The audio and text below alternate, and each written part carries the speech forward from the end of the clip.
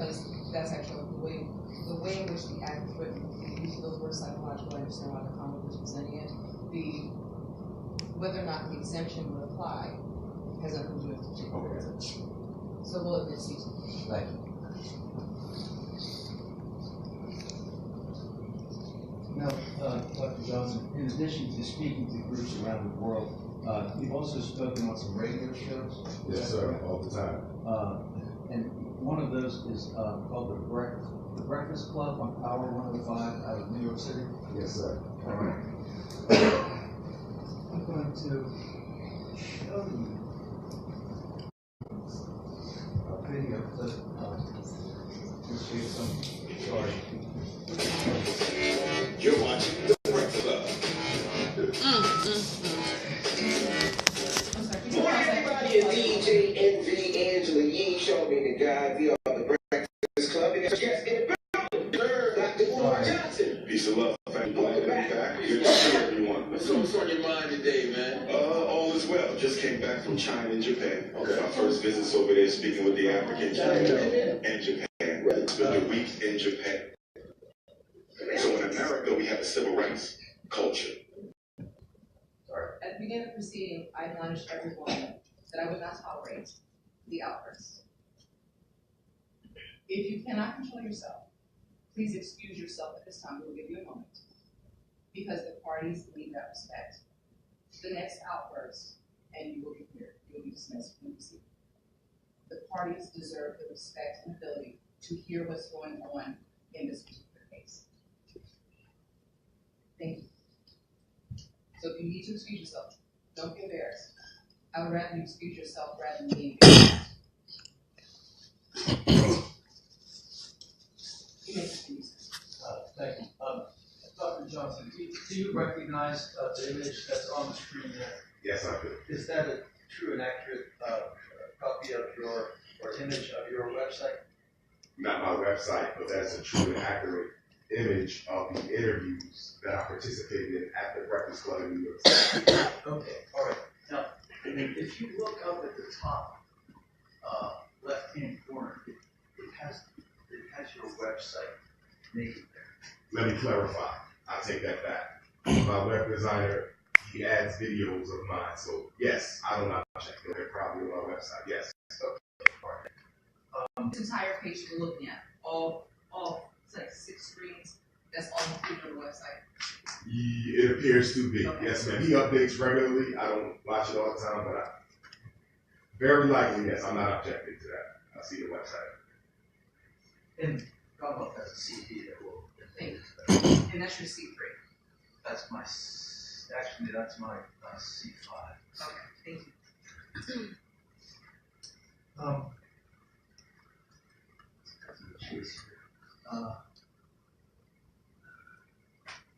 Well, all right. Power 105. That's an urban contemporary radio station in New York City. Yes, sir. And its studios are in the AT&T building in Manhattan. It's in Manhattan. I'm not sure the name of the building, but yes, it's in Manhattan. And the Breakfast Club, that's a nationally syndicated radio show. Yes, it is. Very popular. Now, one of your interviews with the Breakfast Club took place on June 30th. Is that correct? 2017? Probably, yes. Are you aware that the Breakfast Club rated that interview number 9 among the top 10 interviews of the Yes, it should have been higher. Yes. All right.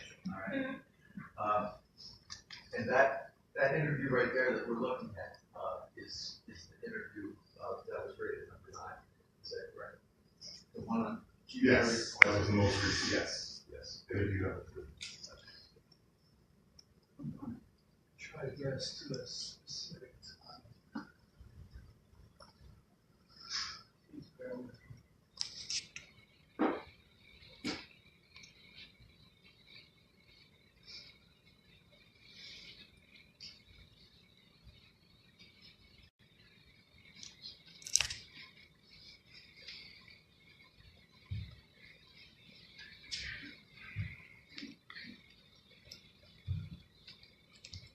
I apologize.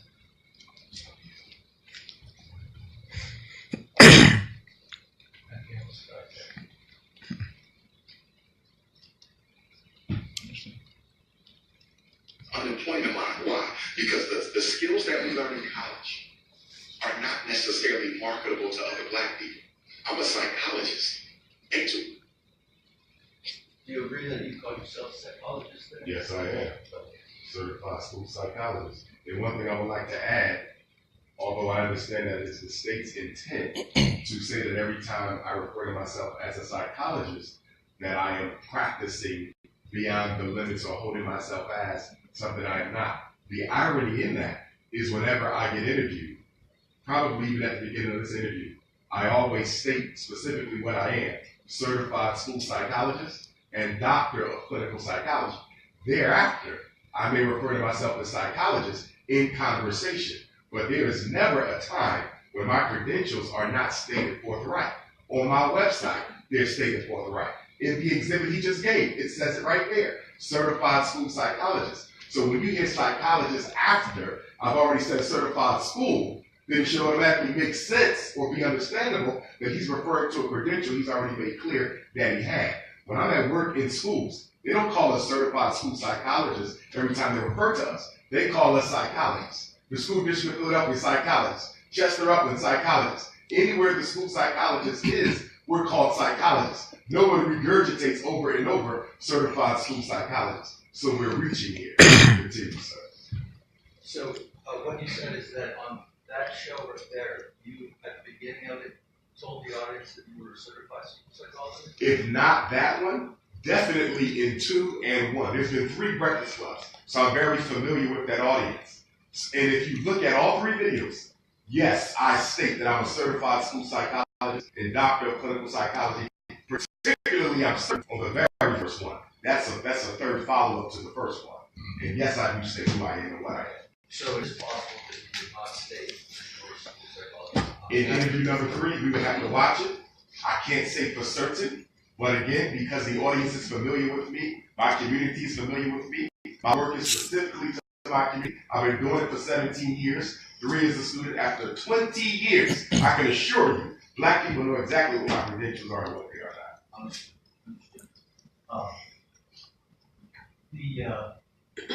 The entirety of the interview is recorded on exhibits 5. The entirety of it, this is interview 3 or 2? This is 3. The orange dashiki is interview 3, the one to the right is interview 2. And I will see interview 1 of it. On the CD, would it include interviews 1 and 2? Only. I have separate CDs. This one, C5, is the interview that we just talked about. The other interviews that you can see on the screen, I have a different CD. So interview 1 will be included? That's my understanding. That's what you guys represented, Mr. Kelly, correct? That interview 1 is on the other CD. Excuse me. Is that interview 1? That's interview 3. Interview 3 in the orange. Yes. Okay. In the black and green. Interview 2. That's interview 2. I do not have the CD of interview 1. I'm happy to stipulate that the board or you could view that as a compliment exhibit or as a response. Is interview 1 contained on the website? Yes, they're all on They're the all the same? Yes. Okay. So if I were to go to Dr. Umar .com. Is one on the website? I'm not sure. Okay. I would have to see. But it would be no problem to get you one because I could just grab it off the internet. You can also If I can email it or something. Could you download it to a CD or whatever the apparatus is called? Okay. CD, DVD, I can have that done and mail it in. What we can do is, and that's sort of what we talked about at the beginning. So within 30 days, Okay. mail a copy into me. Okay. CC a copy of the letter to Mr. Kelly indicating this is what it is Okay. mailing it. Do you need a copy of it for your records? Will the trouble be satisfied with whatever submitted for the record of the proceeding? All right, and so then we'll keep the record open 30 days after today. Okay. They'll allow you to mail it in, and then once you get that in 30 days, then I'll close the record. Yes. So before we finish today, please make sure that we go back through that to make sure we have it, we outline the proper exhibit number. Yes, because we're going to do that too. Put it in the letter. And you'll give me the exhibit number. Yes, but make sure we discuss that before we walk out. Alright, so you can continue. Thank you. Exhibit C5. Alright, C5 is the CD of interview number 3. Dr. Johnson, any objection to this commission? No, ma'am. Alright, it is. So is this 2 and 3 or just 3? That's just 3. Okay, just 3. And the reason I'm only asking that, because although I'm certain I stated my credentials on 1, I may have stated it on 2. It is possible I stated it on 3. It's possible it could have been stated on all 3, but certainly the first one. So I wanted to make sure you had all 3. So do I need to give you 1 and 2 if this is only 3? It sounds like only 1 because the column is going to introduce the other interview. 2 and 3. That's what it sounds like. I think we'll clear it up. We keep going. Okay. So No, I'm not clear. No. So what we'll do is Well, hopefully we'll you admit will this be. one. We'll admit C5. Okay. I'm just saying this is interview 3. Gotcha. Then as we proceed, I understand they're going to introduce another CD. Yes. We'll see what interview comes up. Yes, ma'am. Whatever is left, then you're going to provide by mailing in a copy of that. Yes, ma'am. All right. So we'll admit C5.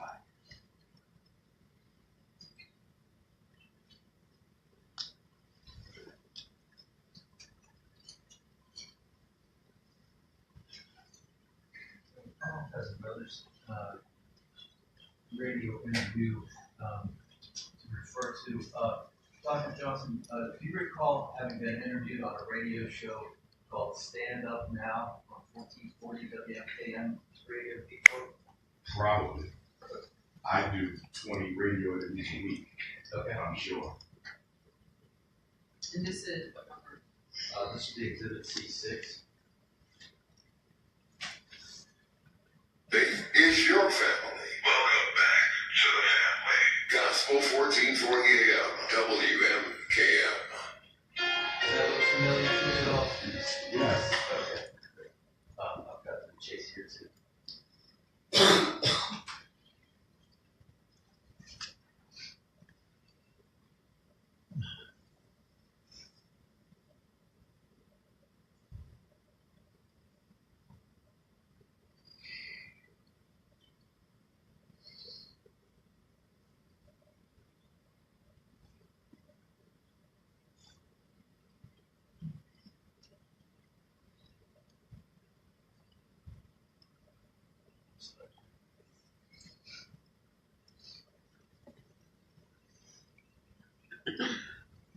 Stand up now, and we all must stand up now. I do believe that we do have Umar Johnson on the line.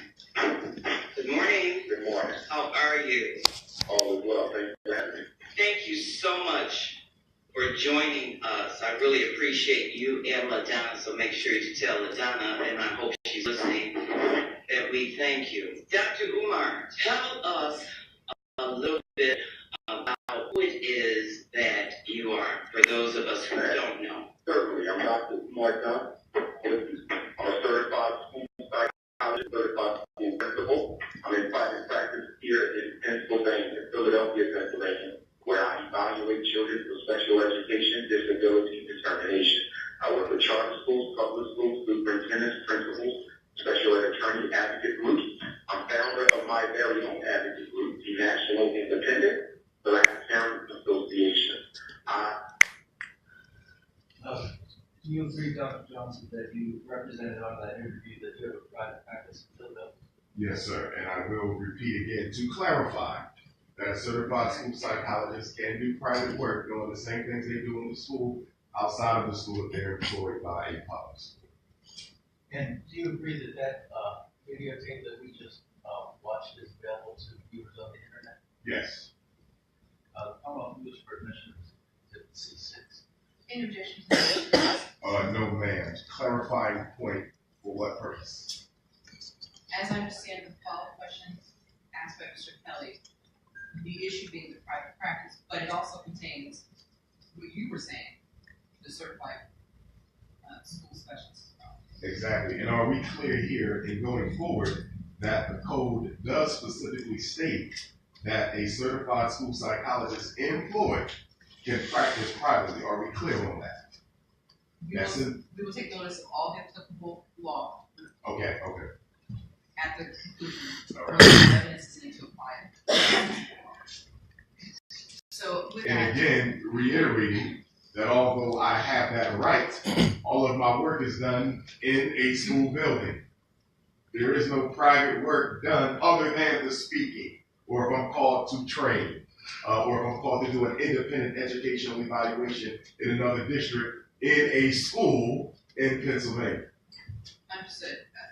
There was sort of an exception to the admission of C6 that you've noted. It is on the record. Okay. It wasn't exactly an objection, but your statement that you made is obviously contained in the record. We're going to admit C6. Thank you. All right. Can I ask one question? Clarifying question? I noticed what the first exhibit was 2014. And of course we're here because I'm being accused of practicing psychology without a license. If this goes back to 2014, and I remember the first time I was contacted by an investigator from the Bureau of Professional Affairs, a Mr. Ernest Dixon, I believe his name was, an African American.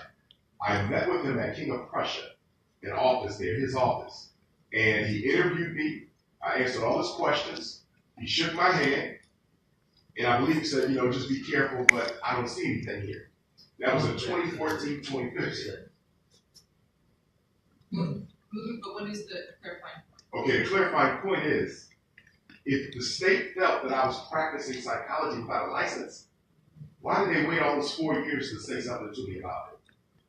I understand. I don't know if we're going to, that will come out throughout the course of the proceeding. And so I did not rule the motion because it was not testifying. What you just said is not considered testimony. You're not sworn in at this time. So I'm not going to rule the objection. It's not going to be considered testimony. Or should it though, because that's a part of this that I met with. It certainly can be, and Okay. then once the Commonwealth rests, when we come, you're sworn in, and that is where you want to go in your testimony. Now, obviously, he's going to voice an objection at that time, the Okay. one he just stated, regarding it being hearsay. So we'll cross that bridge when we come to it. He is sworn in. We have not sworn, he has not been sworn in. Oh, yes, I'm sorry, you are, because we are under Yes, oath, we are. and you actually called us a Commonwealth witness. So, therefore, his objection is that when you said the investigator told me that was hearsay.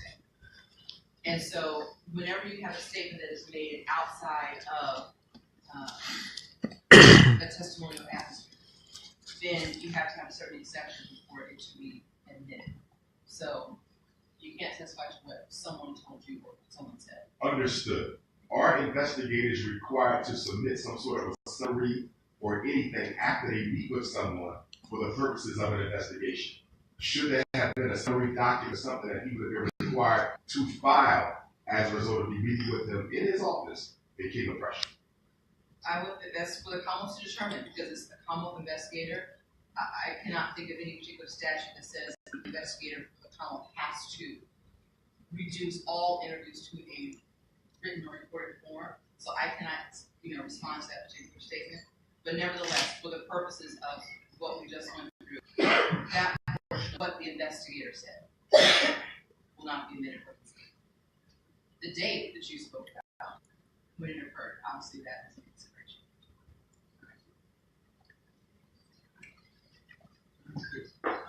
consideration.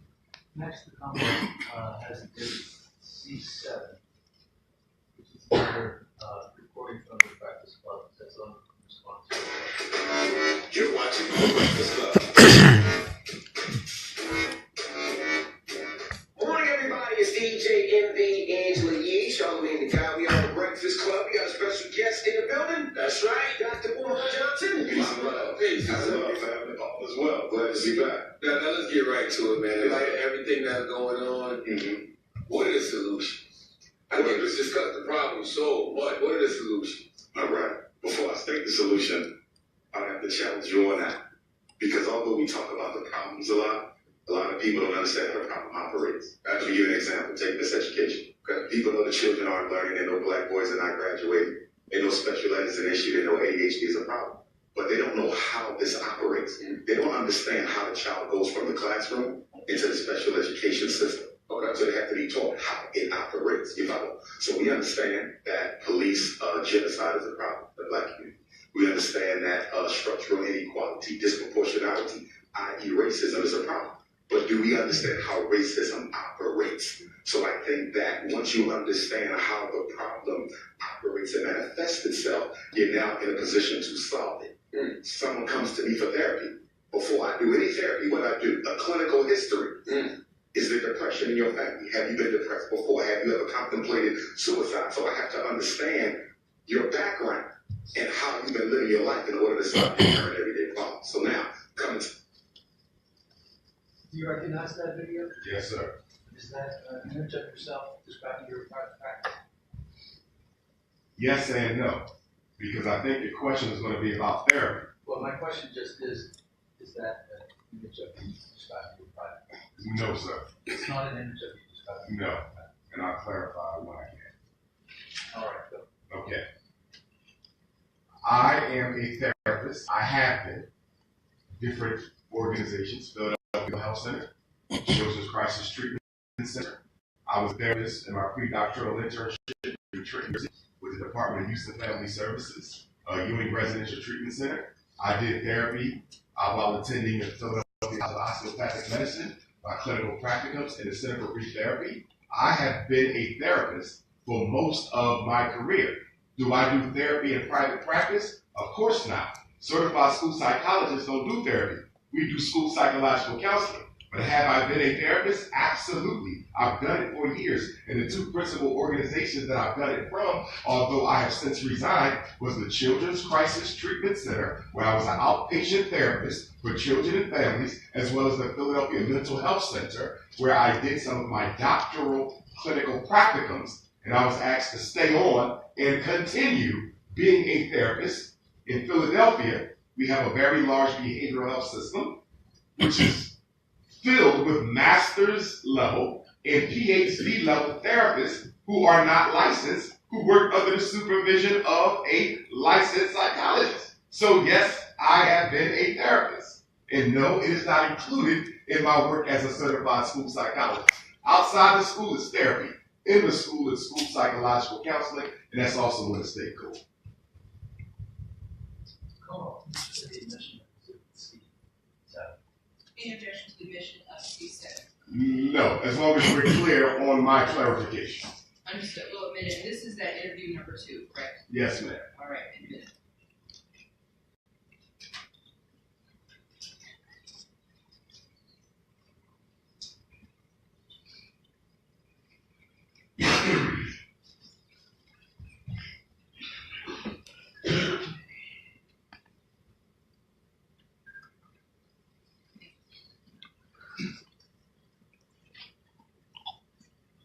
This will mark as Exhibit C4. There's the original.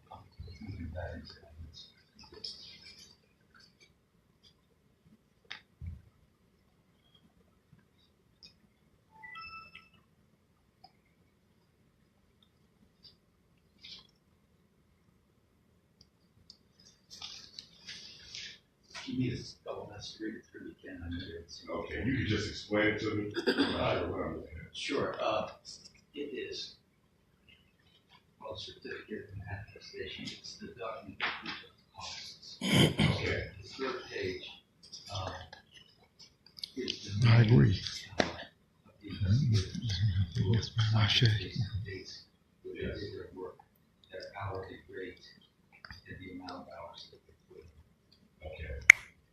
And which in total. Yes, sir. So that is signed by the person who is the head of that bureau, and what he has attested to is attested to us.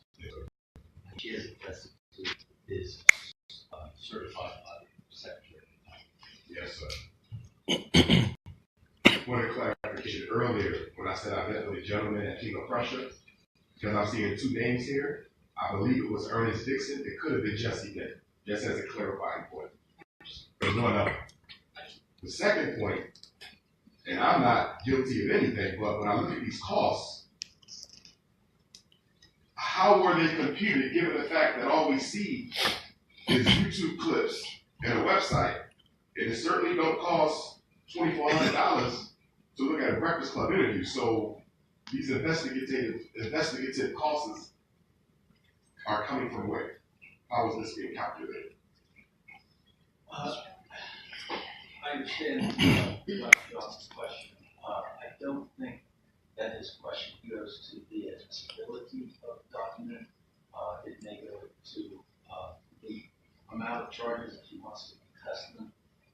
But as far as this document being admissible under the general rules of administrative practice and procedures, I believe that these. So his response is that under the law, there are two different categories of ways of thinking things. Whether something is admissible, like whether or not it actually meets the criteria under, say, the rules of evidence to be admitted as an exhibit. And so he's saying that the document, there should not be anything to bar its admissibility because it's a certified document. Whether or not the actual cost, as is outlined, whether or not I should give any weight to the amount listed in the certificate and attestation, that is something that you can contest. So whether or not that document actually is a certificate and attestation, unless you have an exception to that, I won't admit it. Whether or not it actually should be $2,400 odd, then you can actually contest that through your testimony and through what interaction you have had with an investigator. So, other than that, the actual amount of cost, do you have any objection to C4? And not of the amount of costs. I will admit Commonwealth's C4.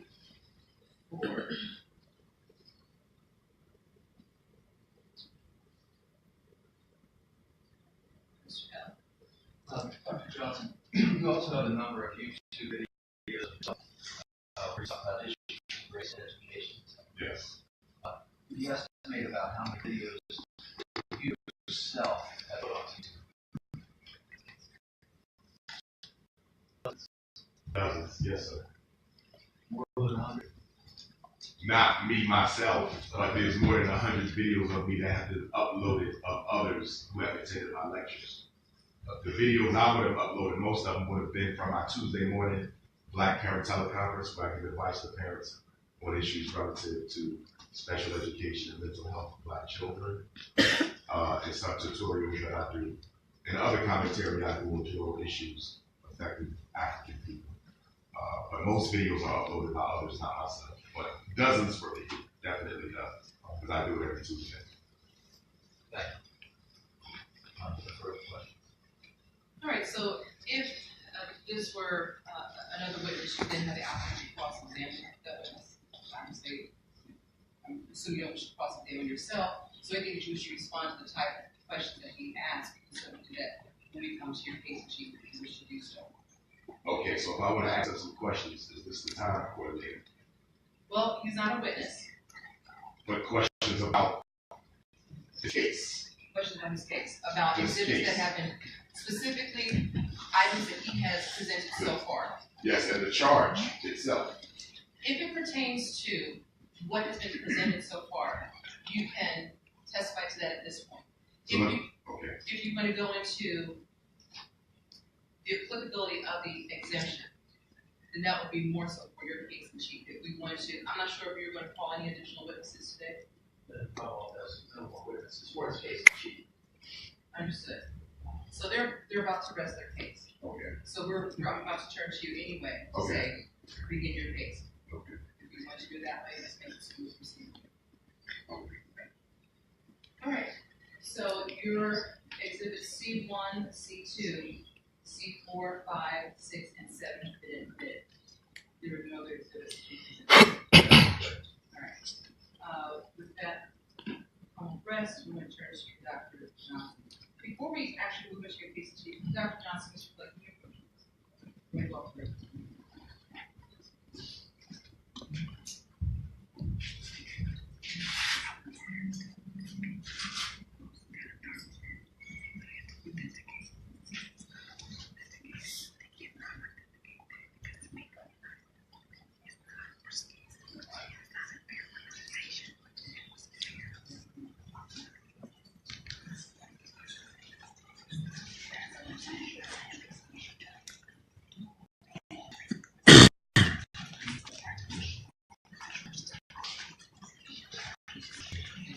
I